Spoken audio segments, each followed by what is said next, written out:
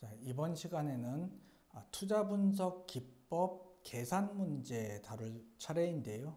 지난 시간에 이미 우리가 투자 분석 기법 이론 문제를 대비하기 위한 여러 가지 투자 분석 기법을 다 공부를 했기 때문에 계산 문제로 나오더라도 우리는 뭐 숫자만 이렇게 대입해서 풀면 되니까 크게 겁낼 필요 없이 이 파트를 공부하실 수 있으실 겁니다. 자, 물론 말은 이렇게 하지만 우리 출제위원들이 조금 짓궂어서 쉽게 그냥 심플하게 자료들을 다 주는 게 아니라 조금 이렇게 꼬아서 문제를 출제를 하니까 우리가 기출문제 그동안 어떻게 계산 문제들이 나왔는지 하나하나 보면서 아이고 이런 짓궂은 장난을 치셨네 라고 하면서 어떤 장난을 쳐서 우리를 쉽게 계산을 못하게끔 하는지 좀 연습을 하실 필요는 분명히 있으십니다. 그러니 그동안 나왔었던 기출문제 꼼꼼하게 풀어보면서 이제 계산 연습도 좀 하고 이런 식으로 좀 이렇게 장난을 하시네 아이고 짓궂으시네 이렇게 우리가 좀 문제를 많이 풀어보는 게 중요합니다. 여기서 제가 이렇게 설명하는 내용만 들으면 뭐 딱히 어려울 거 없어 보이고 다 아는 것 같아도 실제 계산 문제를 직접 풀다 보면 함정에 출제위원들이 만들어 놓은 함정에 좀 자주 빠지곤 하니까 이건 반드시 실제로 계산을 해보는 연습을 하는 게 매우 중요한 파트입니다. 여러분 믿고 기출문제 다운받아서 전부 다 한번 풀어보실 거라고 믿고 강의를 하겠습니다. 재작년 강의였죠. 재작년 강의 때는 문제를 이제 다 풀어드려 갖고 사실 제 강의만 그냥 계속 보시면 뭐 저랑 어차피 문제를 다 같이 푸는 그런 상황이라서 이렇게 막 여러분 못 믿고 자꾸 잔소리하고 이러지 않았어도 되는데 지금은 제가 이렇게 간단하게 이론만 이렇게 강의를 하고 계산 문제 직접 풀어보라고 하니까 자꾸 이렇게 불신의 그런 멘트를 자꾸 날리긴 하는데 계산 문제는 자기가 직접 풀어보지 않고는 자기 것으로 만들 수 없는 좀 그런 중요한 부분이라서 다시 한번 강조 드리는 거니까요. 반드시 문제를 직접 풀어보시기를 권하겠습니다. 자, 그러면 이제 계산 문제가 나왔을 때 어떤 식으로 접근하시면 되는지에 대해서만 뭐 간단하게 언급을 해도 될 것 같아요. 저는 왜냐하면 여러분들을 믿으니까요. 예, 그러면 계산 문제로 이제 할인 현금 흐름 분석법 DCF법 문제가 나왔다라고 했을 때 이제 풀이 순서 또는 투자 여부 판단 어떻게 하는지에 대해서 나와 있습니다. 할인 현금 흐름 분석법으로 나올 수 있는 계산 문제는 순현재가치법하고 이제 수익성 지수법이 주가 되겠죠. 여기서 내부 수익률법 같은 경우는 우리가 수기로 계산을 할 수가 없다라고 보는 게 맞겠죠. 시행착오법으로 이렇게 좀 계산을 하게끔 문제가 나오는 것도 좀 잔인한 그런 문제라서 우리가 시간 내에 풀 수 없는 그런 상황이라서 내부 수익률법을 묻는 계산 문제는 출제될 수가 없다라고 보시면 되겠고, 현가해서 하는 회수기간법 같은 경우도 뭐 나오려면 나올 수는 있지만 아직 좀 문제화된 거는 없는 것 같아요. 그러니까 주로 나오는 순현재가치법 또는 수익성 지수법을 묻는다면 이거는 이제 현가하는 내용이 가장 주가 되겠죠. 수익을 현가하고 지출은 대부분 초기에 현재 시점에 지출이 되니까 이건 굳이 현가 안 해도 되고, 앞으로 미래 발생하게 될 수익을 현가를 할 수 있는지 없는지를 묻는 거니까 사실은 우리가 부동산 투자론 제일 첫 시간에 배운 그 화폐 시간가치 현가하는 그 내용을 알고 있는지 모르는지가 이 계산을 할 수 있는지, 이 계산 문제를 맞는지 틀리는지의 어떤 관건이 되겠어요. 이렇게 현가화해서 수익을 현가화해서 투자금, 내가 지출한 금액과 비교를 하는데 순현재가치법은 빼면 된다. 수익에서 비용을 빼줘서 나온 값을 구하면 되는 거고, 수익성 지수법은 이제 수익을 투자한 걸로 나눠준다. 현금 유출분의 현금 유입의 현재가치, 이렇게 계산을 하면 된다. 비교한다라는 게 순현재가치법은 빼주는 거고, 수익성 지수법은 나눠서 지수로 만들어서 이제 얼마나 이게 효율적인 투자인지 지수로 판단을 하겠다라는 거죠. 금액으로 하는 게 아니라. 이 순서, 미래 현금 유입을 현재 가치화한다. 수익이 이렇게 발생을 하면 A1, A2, A3 이렇게 수익 자료를 제시해 주겠죠. 그 다음에 이제 요구 수익률 10%다, 5%다 이렇게 주면 이 수익을 어떻게 현가화하는지가 이제 우리가 이걸 계산할 수 있는지의 가장 중요한 부분이 되겠죠. A1 같은 경우는 1 플러스 R, 즉 1.1로 나눠주고, A2는 1 플러스 R의 제곱, 1.1의 제곱으로 나눠주고, A3 같은 경우는 1 플러스 R의 3승, 즉 1.1의 3승, 이게 10%라면 1.1이 되는 거죠. 1.1의 3승으로 나눠줘서 이것들을 전부 다 더해주면 현금 유입의 현재가치 합이 되는 거고, 요 금액과 내가 지금 투자하는 금액, 부동산의 가격이 되겠죠. 이것과 비교를 하는데 순현재가치법은 이 수익에서 비용을 빼주는 방법으로 비교를 하는 거고, 수익성 지수법은 이렇게 나눠줘서 이 현금 유입의 이 투자금 분의 이제 현금 유입의 현재 가치, 이렇게 계산을 해주면 된다라는 거 우리가 알고 있습니다. 그래서 현재 투자금과 비교를 하는데 순현재 가치법은 이제 빼주는 거고, 수익성 지수법은 나눠준다. 이렇게 비교한다라고 우리가 알고 있고, 이제 문제 나오면 나눠주면 되고요.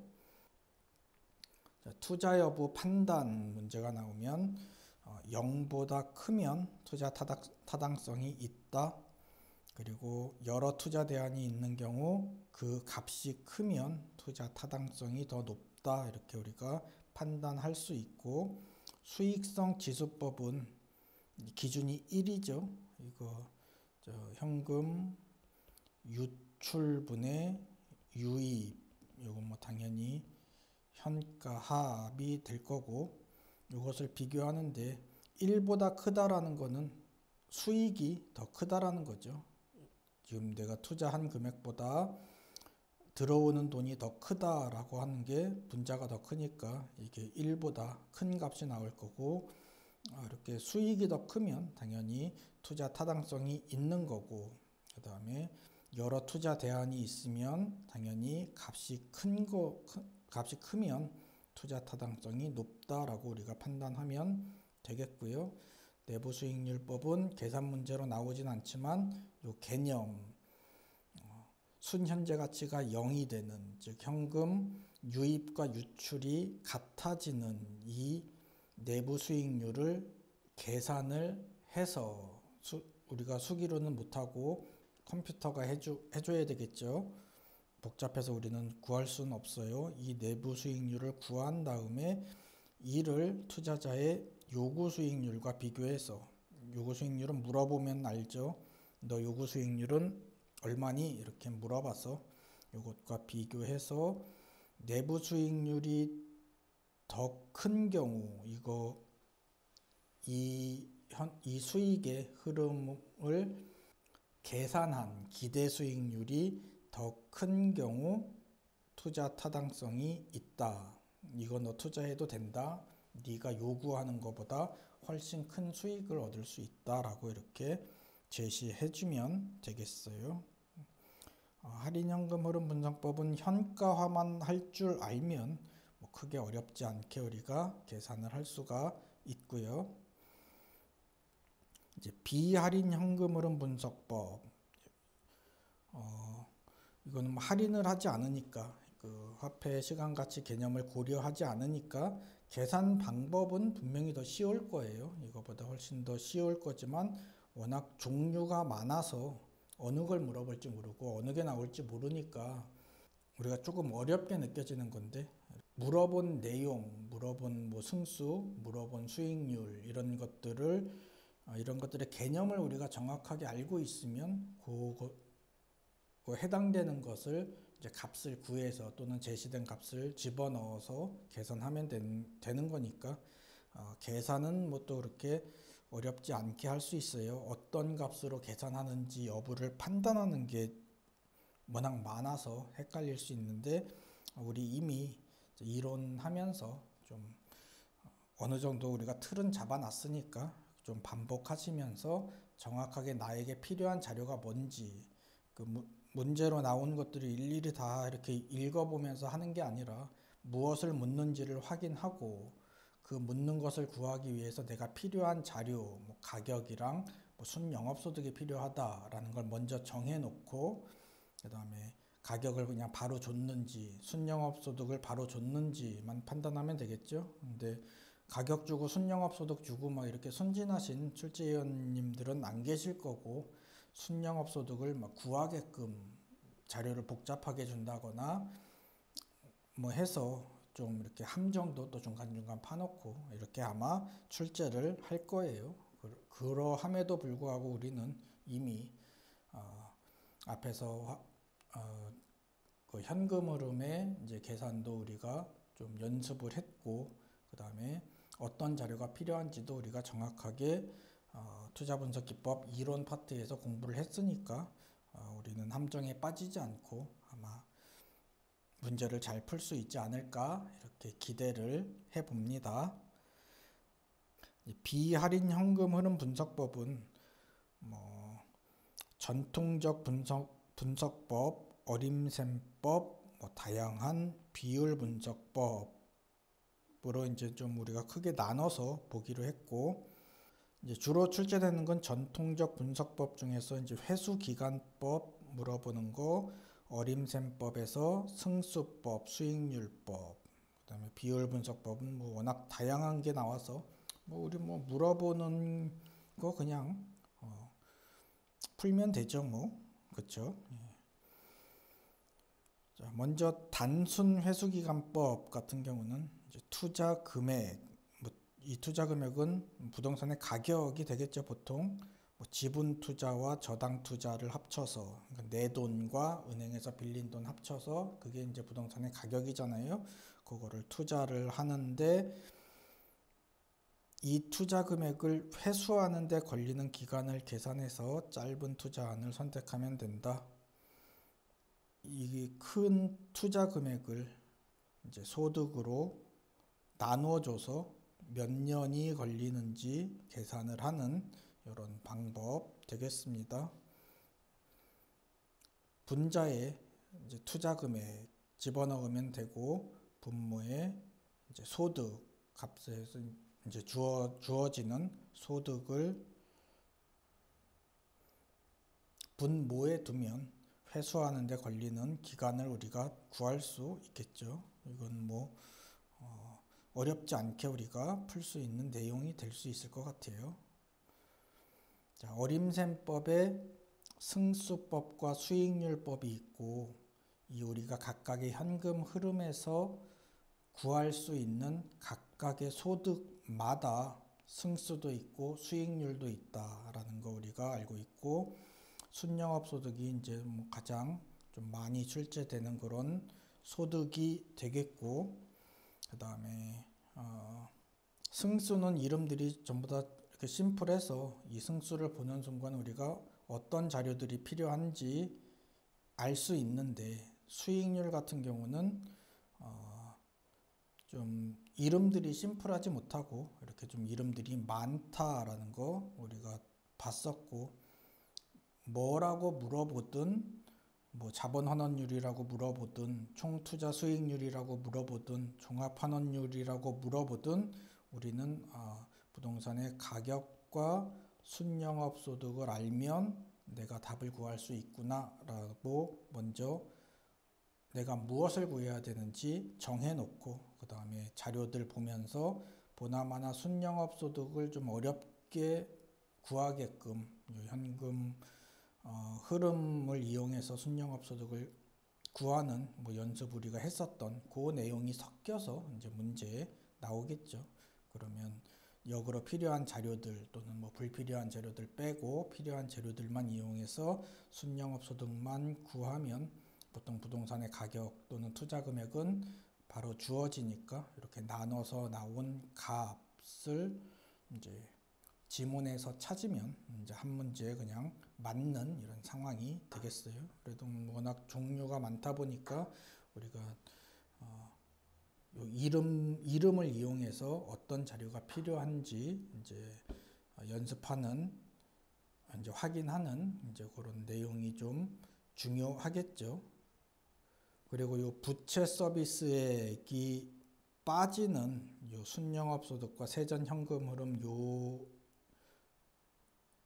이것을 이제 경계로 해서 가능총소득, 유효총소득, 순영업소득 같은 경우는 내가 투자한 금액이 부동산의 가격, 그러니까 내 지분 투자액과 저당 투자액의 합인 전체 투자액 부동산의 가격인 반면에 부채 서비스액 갚고 난 이후의 소득은 이제 은행에는 이제 또 은행에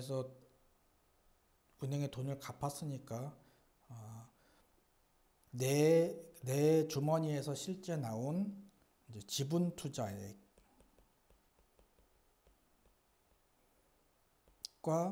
뭐 세전현금 흐름 또는 세후현금 흐름을 비교해 준다. 요 부채 서비스액 위에 있는 순영업소득, 유효총소득, 가능총소득을 이용한 승수 수익률 계산할 때는 전체 투자 금액 부동산의 가격을 사용하는 데 반해서 세전현금 흐름, 세후현금 흐름을 이용한 승수와 수익률 계산할 때는 지분 투자액, 저당 부분을 뺀 순수하게 내가 투자한 금액, 그 지분 투자액을 이용해서 승수와 수익률을 구한다라는 것만 우리가 정확하게 알고 있으면 뭘 물어봐도 두렵지 않을 거다. 그러니까 여기 이제 E라고 되어 있는 게 이제 자기 자본, 내 자본 투자액을 이야기하는 거죠. 그 다음에 여기 P라고 되어 있는 거는 이제 전체 투자액이 될 거고요. 그리고 물어보는 게 이제 뭘 물어보는지, 세전 지분 투자 수익률, 뭐 지분 배당률, 지분 환원율, 뭐라고 물어볼지 모르지만 뭐라고 물어봐도 우리는 수익률 계산할 때는 내 지분 투자액 분의 BTCF를 알면 이거를 이제 우리가 구할 수 있겠구나라고 보고, 지분 투자액이 얼마인지 자료에서 찾고 BTCF를 구할 수 있는, 요것도 뭐 순진하게 이렇게 주지는 않을 거니까 뭐 순영업소득에서 뭐 부채 서비스액을 뭐 계산해서 또는 주어진 값을 빼서 우리가 뭐 구해서 구한 값을 분자에다 넣어주고, 지분 투자액 해줬을 때 나온 값, 이것이 지분 배당률이다 또는 뭐 지분 환원율이다, 뭐라고 물어봤을지 모르지만 우리가 필요한 자료를 이렇게 미리 알고 자료를 찾는 게 필요하다라고 말씀드렸고요. 자, 그 다음에 비율 분석법에서 이제 나오는 거는 현금 흐름과 관련된 비율, 뭐 대표적으로 공실률 얼마냐, 영업 경비율 얼마냐, 부채 감당률 얼마냐 이렇게 물어보는 문제가 나오면 우리가 어떤 자료가 필요한지를 빨리 캐치를 해야 되겠죠. 공실률을 물어본다라고 하면 가능 총소득분의 공실 손실 이렇게 하면 되고, 영업 경비율 얼마냐라고 물어보면 우리한테 필요한 자료는 유효 총소득 이거 분의 영업 경비 이렇게 하면 영업 경비율이 나오는 거고, 부채 감당률을 물어본다라고 하면 부채 감당률은 높으면 높을수록 좋겠죠. 내가 부채를 잘 감당한다는 얘기죠. 그러니까 분자에 좋은 순영업 소득이 존재를 하고 분모에 나쁜 부채 서비스액이 존재한다. 부채 서비스액분의 순영업 소득이다. 이렇게 부채 감당률은 좀 주의 깊게 우리가 알고 있어야 되겠어요. 대부분의 비율은 영업 경비율 그러면 이렇게 이름이 분자에 있죠. 중요한 게 내가 궁금해하는 것을 이름을 이렇게 붙여서 영업 경비율 그러면 분자에 영업 경비가 있고, 공실률 그러면 공실이 이제 분자에 있고 이런데, 부채 감당률 그러면 이제 이 이름에서 바로 이렇게 나오는 그런 개념이 아니다 보니까 부채 감당률, 부채를 얼마나 감당하나, 부채를 잘 감당하는 게 좋겠네, 그럼 값이 높은 게 좋겠네, 그러면 순영업 소득이 이제 클수록 부채를 잘 감당한다라는 의미가 되고, 좋은 순영업 소득이 분자, 그 다음에 은행에 줘야 되는 부채 서비스액이 분모다, 이런 걸 정확하게 알고 있어야 부채 감당률을 물어보면 요 두 자료가 필요하구나 하면서 그 자료를 찾거나 계산하거나 해서 이제 구할 수 있는 거죠. 요 부채 감당률과 이제 좀 반대되는 이런 개념은, 그러니까 소득분의 부채 서비스액이라는 요 개념은 우리가 DTI라고 부르는 총 부채 상환 비율 되겠죠. 이제 DTI는 소득분의 부채 서비스액인데, 부채 감당률은 부채 서비스액분의 순영업 소득이다라는 거 좀 정확하게, 부채 감당률 문제는 많이 물어보죠. 이렇게 보시면 되겠고, 그 다음에 순영업 소득 비율, 이것도 이제 순영업 소득이 분자에 있겠죠. 그럼 무엇에 대한 비율이냐? 유효 총소득 대비 순영업 소득의 비율이다. 이런 것도 한번 보시고, 그다음에 채무 불이행률 그러면 유효 총소득 분의 이제 대표적으로 거기서 나가야 되는 비용인 영업 경비와 부채 서비스액 합친 것을 분자에 놓고 하면은 뭐 채무 불이행률이라는 비율도 우리가 구할 수 있다. 이렇게 비율에 대해서 물어보면 어떤 자료를 우리가 구해야 되는지 빨리 파악을 해서 그 자료를 찾아 넣거나 아니면 조금 간단한 계산을 해서 값을 집어넣으면 우리가 이 비율을 구할 수 있다라는 것도 보시면 되겠습니다. 그 다음에 부채 자본 관련 비율 문제도 좀 이름이 비슷해서 우리 좀 현혹시키려고 좀 많이 나오는 것 같아요. 총 투자액, 이게 뭐 자산이 될 수도 있고 이제 뭐 부동산의 가격이 될 수도 있겠죠. 총 투자액 대비 부채의 비율을 대부 비율, 저당 비율, LTV 뭐라고 물어보든 이렇게 물어보면 총 투자액 부동산 가격분의 부채 요 비율을 구하면 되고, 부채 비율을 물어본다라고 하면 자기 자본분의 부채 이렇게 계산을 해야 되니까 부채 비율을 묻는지 대부 비율 또는 저당 비율을 묻는지 잘 파악을 해서 분모에 뭐가 들어가는지 우리가 좀 정확하게 자료를 찾아서 집어넣어야 되겠죠. 자기자본 비율 그러면은 이제 이거는 부동산의 가격분의 당연히 자기자본이 되겠죠. 대부 비율은 이제 은행에서 몇 퍼센트 이제 빌려줬는지 몇 퍼센트 차지하는지 부채에 대한 비율을 말하는 거고, 자기자본 비율은 당연히 전체 부동산 중에서 내 돈이 몇 퍼센트 들어가 있는지를 하는 거고, 이 둘의 비율을 합하면 당연히 1이 되겠죠. 뭐 대부 비율이 0.4다 40%다 하면 자기 자본 비율은 계산을 따로 뭐 구하지 않아도 나머지 0.6은 내 돈이구나, 이렇게 뭐 우리가 알 수 있는 거니까 이 둘을 합하면 1이 된다, 뭐 당연한 얘기죠.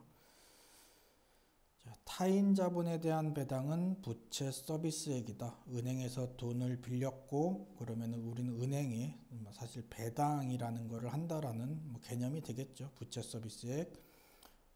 원리금 균등 상환의 경우 부채 곱하기 저당 상수로 나오는 원금과 이자 동일한 금액 되겠죠.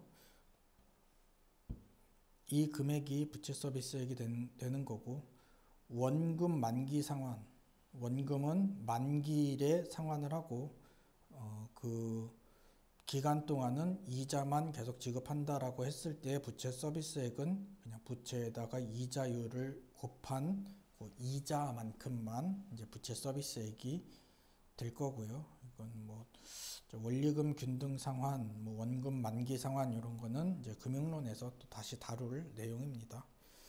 자, 이렇게 우리가 이론 시간에 이제 배웠었던 내용을 이용해서 단지 숫자를 대입해서 계산 결과를 만들어내는 거니까, 우리가 이론 부분만 정확하게 쥐고 있다면 계산 문제는 값만 넣어서 우리가 또 계산기로 계산할 수 있죠. 계산기로 계산을 하니까 이론 부분만 정확하게 잡고 있다면 계산 결과는 쉽게 낼 수 있으니까 너무 겁먹지 말고, 만약 이 계산 문제가 난 너무 어려워 라는 분은 이론 부분이 좀 흔들려서 그런 거니까 이론 부분을 꼼꼼하게 공부하신다면 계산 문제가 그렇게 뭐 이거 나를 힘들게 하는 그런 파트만은 아닐 수 있게 될 겁니다. 자, 대표 문제 할인 현금 흐름 분석법 문제 하나만 나와 있는데요. 이거 말고 이제 비할인 현금 흐름 분석법에 해당하는 각종 승수, 수익률 구하는 이런 문제들 이제 반드시 좀 풀어 보셔야 되고요. 대표 문제 보시겠습니다. 현금 흐름이 다음과 같은 투자안을 순 현재 가치가 큰 순서대로 나열한 것은, 문제에서 순 현재 가치를 구하게끔 이렇게 문제를 냈네요. 순 현재 가치를 구해서 그 다음에 어느 게 가장 큰지, 이건 뭐 유치원생들 문제죠. 우리는 순 현재 가치를 어떻게 구하는지만 알면 되겠어요. 먼저 현금 지출은 금년에 일어났으니까 이것은 굳이 현가화하지 않아도 되지만, 현금 유입은 내년에 있다라고 하니 이것은 현가를 해줘야 된다. 현재 가치로 만들어야 된다. 현재 가치로 만드는 방법은 이제 1 플러스 R의 N승으로 나눠주는 건데, 내년 1년밖에 안 되니까 그냥 1 플러스 R의 1승으로 나눠준다라는 얘기고, R은 할인율 10%라고 했으니까 결국 1.1로 나눠주면 현가가 되는 거죠. 그러면 A 투자안 같은 경우는 지출은 5,000원이고 그 다음에 현금 유입의 현가는 이것을 1.1로 5,786원을 1.1로 나눠주면 5,260원 이렇게 나온다. 그럼 현금 유입의 현가에서 요거는 현금 유입이 하나밖에 없으니까 현가 합의라는 개념이 필요가 없죠. 그냥 한 번 현금 들어오는 거니까 얘만 계산해 주면 되죠. 이 현금 유입의 현가에서 현금 지출의 현가를 빼주면 된다. 그러면 260원이 순현재 가치가 된다. A 투자안의 순현재 가치는 260원. 어렵지 않죠? 자, B 투자안 같은 경우는 4,730원을 마찬가지로 1.1로 나눠주면 4,300원이 된다. 그러면 순현재 가치는 현금 유입의 현가인 이 4,300원에서 이 4,730에서 빼는 게 아니죠. 요 현가 한 4,300에서 4,000원을 빼면 요것은 300원이 된다. 마찬가지로 C도 1.1로 나눠주면 3,575원을 1.1로 나눠주면 3,250원이 되고 현금 지출 3,000원 했으니까 3,250원에서 3,000원 빼주면 250원이 된다. 그 다음에 D 투자안 같은 경우 2,398원을 1.1로 나누어 주면 2,180원이 되고 이 2,180원에서 2,000원을 빼주면 180원이 된다. 이렇게 순현재 가치를 구하면 어느 게 큰지는 뭐 문제도 아니죠. 그래서 답은 2번 이렇게 순현재 가치를 여러 투자안의 경우 순현재 가치를 구해서 이게 가장 큰 투자안에 투자를 하는 게 가장 맞는 방법이겠죠. 여기서는 B 투자안이 가장 컸죠.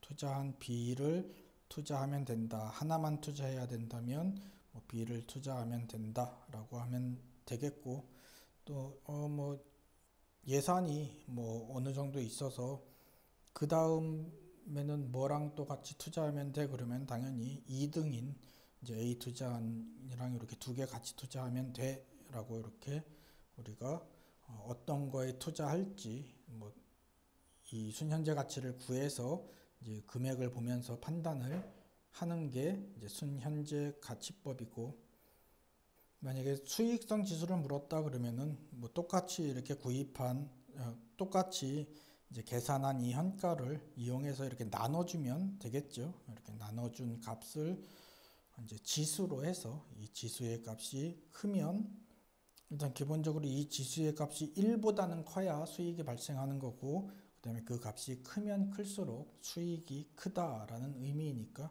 이제 큰 녀석을 선택을 하면 되겠죠.